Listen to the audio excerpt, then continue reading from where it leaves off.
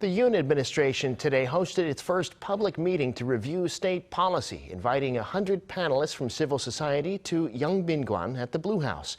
Today's topics focused on economic policy and social reforms. Our presidential office correspondent Yoon Jung-min is on the line. Jung-min, what stands out from today's meeting? Right, Devin. So it was the session to get a glimpse of what the Yoon administration has in mind for the next 4.5 years.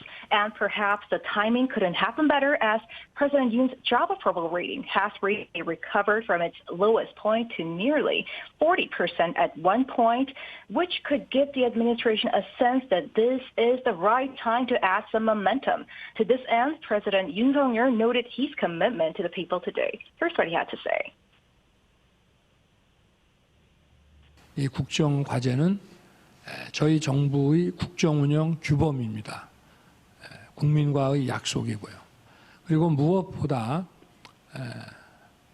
지난 1년 안팎으로 어려운 경제 위기에서 정말 고생하시고 함께 애써주신 국민 여러분께 깊이 감사드립니다.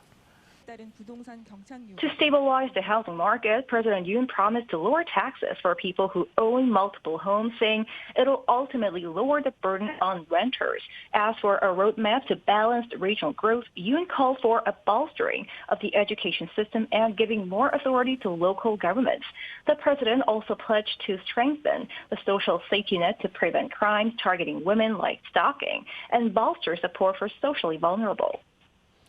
Well, Jung-min, a lot of us were looking at these roadmaps for major social reforms as well. What do we see in terms of those plans? That's right. So Yoon calls 3 major reforms a must for Korea's future generations.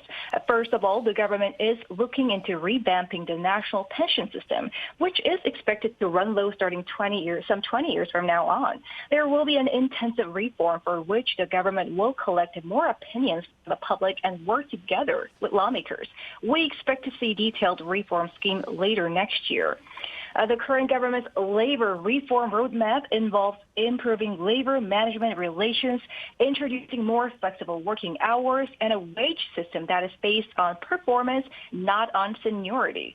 The government also warned of zero tolerance on illegal collective action on the heels of a 2-week-long truckers' strike nationwide that recently came to an end.